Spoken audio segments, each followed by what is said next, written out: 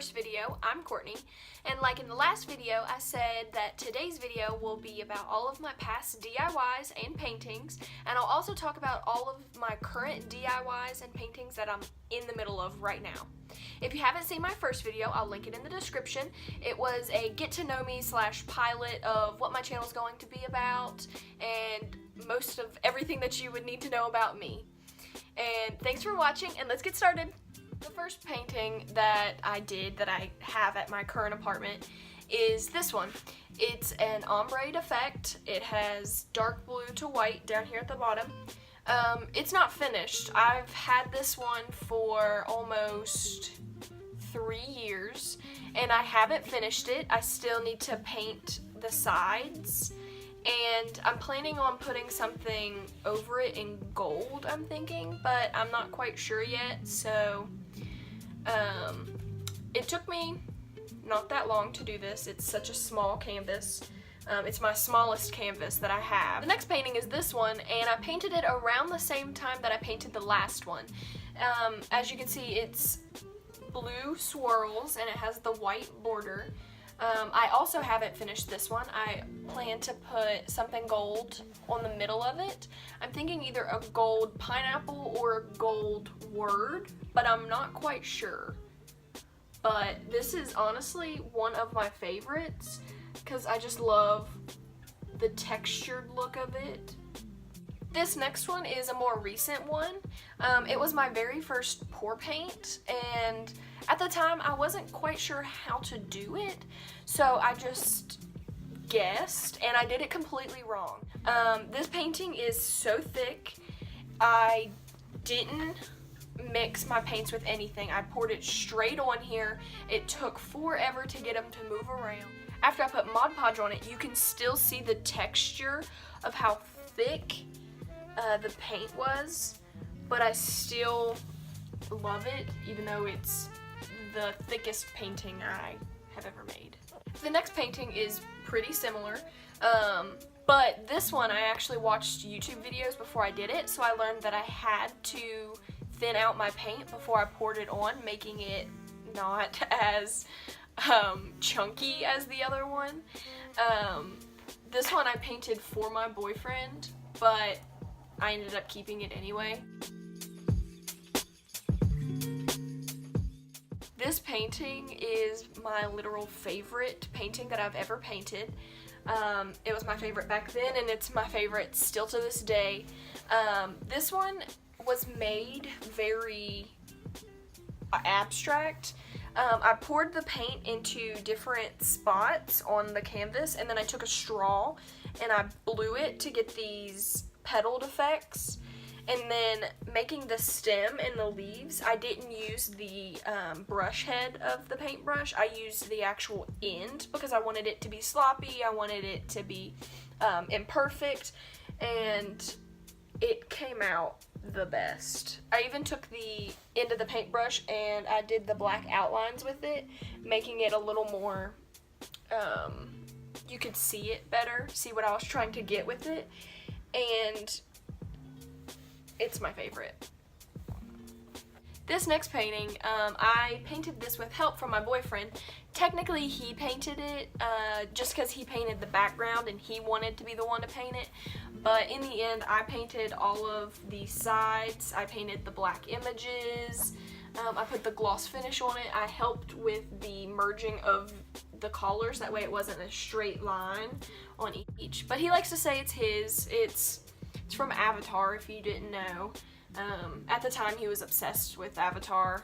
This one was by far the most interesting one to paint because when I originally made it, I had no idea what I was doing. When I made the flowered one and the Avatar one, I poured all of the leftover paint onto this canvas. I was just gonna chuck this canvas. I wasn't gonna use it. There was a damaged spot on it, and after a while I thought about mixing the paint around, and so I took an old gift card and I slid the paint around, and where I had let the paint sit throughout the other paintings, it stained the background, these colors, and then the paint that was all mixed ended up being this green.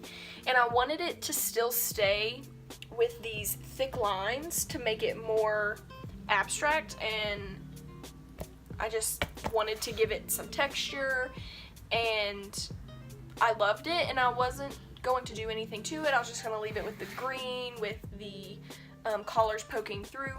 But then I decided to paint this buffalo, which is actually my mascot for my college. This one isn't actually my first galaxy that I painted. I made my very first galaxy for a friend. He paid me to make it, and so he has it. But then my boyfriend wanted one, and he wanted one with less pinks and reds that I had in the other one, and he wanted it with more oranges.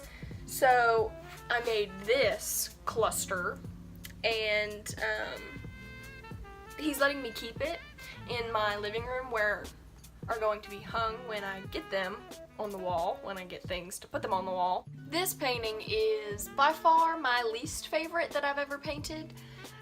It's supposed to be the Northern Lights, but everybody that I've shown it to has told me that instead of this purple one, it should be green, and I looked at pictures and they were right. And so basically this is just my take on the Northern Lights with purple and blue instead of blue and green.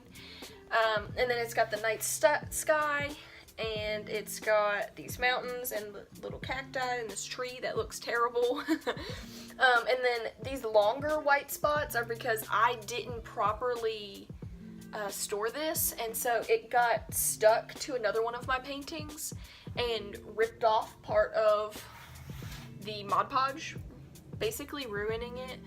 But I'm still gonna hang it up because it still took me a really long time to paint it. So this next one always seems to be people's favorite, even though it's one of the most simple ones that I have. I mean, there's like a phase of people loving cacti right now, so I guess that's why. With this one, I made it where the cactus itself is shiny, but the background is matte.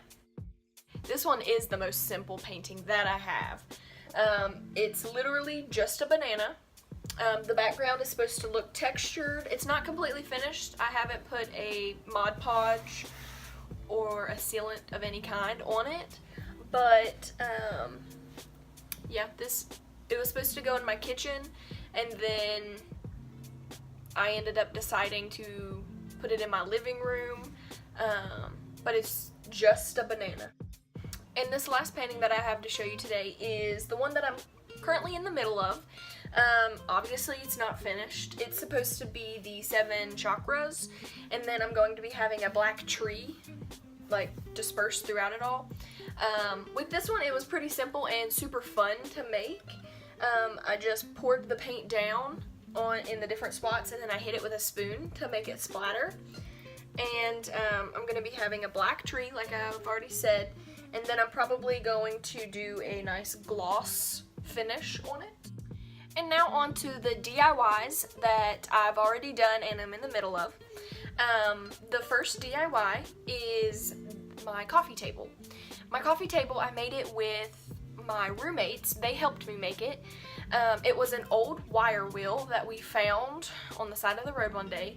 We brought it into the apartment, took off the bottom piece to it, and then nailed all of the middle boards that hold it up, nailed and glued them together. And then I painted on the top Marshall University because that's where we are, that's why we're here. The next DIY is my lamp. I actually bought this lamp for $5 at Habitat for Humanity here in Huntington. It was $5 and it came with the lamp shade.